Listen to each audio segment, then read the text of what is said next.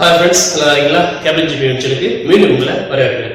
இன்னைக்கு நம்ம பார்க்க போற வீடியோ என்ன அப்படின்னா கேஸ் சிலிண்டர் லீக்கேஜ் எப்படி நம்ம சரி செய்யறது அப்படின்னு சொல்லிட்டு தான் பார்க்க போறோம். அதுக்கு முன்னாடி சிலிண்டர் சம்பந்தமா ஒரு சின்ன தகவலையும் பார்த்துக்குவோம். ஏற்கனவே நம்ம இந்த மாதிரி தகவலாம் சொல்லியிருக்கோம். இதையும் நம்ம வீடியோவோட ஷேர் சொல்றது நல்லதுன்னு நினைக்கிறேன். என்ன அப்படின்னா ஒரு சிலிண்டரோட வெயிட் வந்து 15 கிலோ போட்டிருக்காமத்தில் இதே நீங்கள் வந்து சிலிண்டர் கேஸ் ஃபுல்லாக இருக்கும்போது நீங்கள் வாங்குனீங்க அப்படின்னா அது மொத்த வெயிட் வந்து 30 கிலோ வரும். பாருங்கள் 14.22 நெஞ்சேத்தின் 30 கிலோ. ஒரு சிலிண்டர் காலி சிலிண்டர் 15 கிலோ, அது கேஸ் இருக்குது சேர்த்தா அது 15 மொத்தமாக 30 கிலோ வந்துடும். சரி, அது போயிட்டு போகுது. அப்புறம் நம்ம ஏற்கனவே சொல்லியிருப்போம் எக்ஸ்பைரி டேட்டோட இதில் பாரு D20 போட்டுக்கிறதுல இது 2022 அந்த சிலிண்டரோட காலாவதி ஆயிரும். இதுக்கப்புறம் யூஸ் பண்ணோம் அப்படின்னா இந்த சிலிண்டர் வந்து கேஸ் லீக் ஆகுது, பிளாஸ்ட் ஆகுது வாய்ப்பு இருக்குது.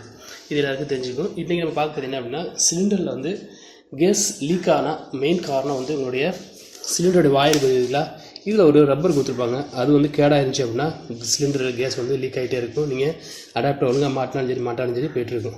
சரி, இப்போ வாங்க எப்படின்னு சொல்லிட்டு பார்ப்போம். ஃபஸ்ட் நீங்கள் சிலிண்டர் வாங்கும்போது பெரும்பாலும் வந்து மேலே ஒரு பிளாஸ்டிக் கவர் போட்டு கொடுத்துருப்பாங்க. அதுக்கப்புறம் இது இருக்கும். பிளாஸ்டிக் கவர் இல்லாத வாங்கிறாங்க. பிளாஸ்டிக் கவரோடு இருந்தால் தான் நல்லது. பிளாஸ்டிக் கவர் கிழிச்சு எடுத்ததுக்கப்புறம் இதை கூட கழுத்துறதுக்கு சிலவங்க சிரமப்படுவாங்க. அந்த மாதிரி இப்படி இழுத்தினா வராது.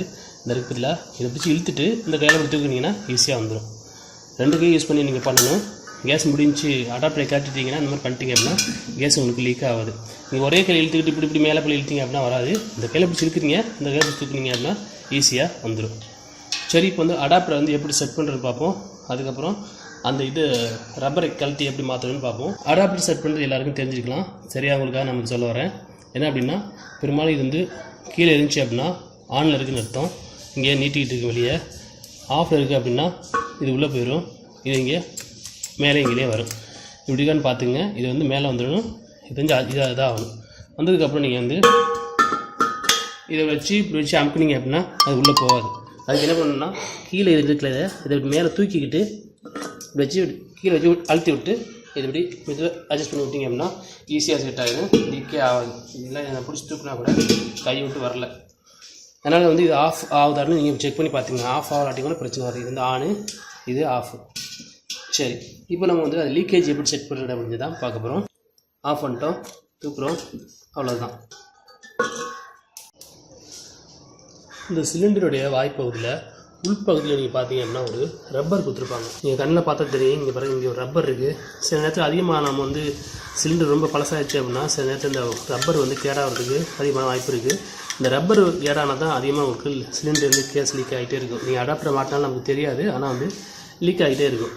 அது வந்து நீங்கள் ஈஸியாக கழட்டிட்டு மாற்றலாம். எப்படி தான் பார்க்க போகிறோம். சும்மா ஒரு டெஸ்ட் எடுத்துக்கிட்டு சைடில் அந்த ரப்பர் இருக்கும், அதை விட்டு நீங்கள் இப்படி கலப்பிட்டு எடுத்திங்கன்னா ஈஸியாக வந்துடும். பாருங்கள், நான் எடுத்துட்டேன். இந்த ரப்பரில் எங்கேயாவது ஒரு விரிசலோ இல்லை கட்டாயம் இருந்துச்சு அப்படின்னா இதை நீங்கள் மாற்றிடலாம்.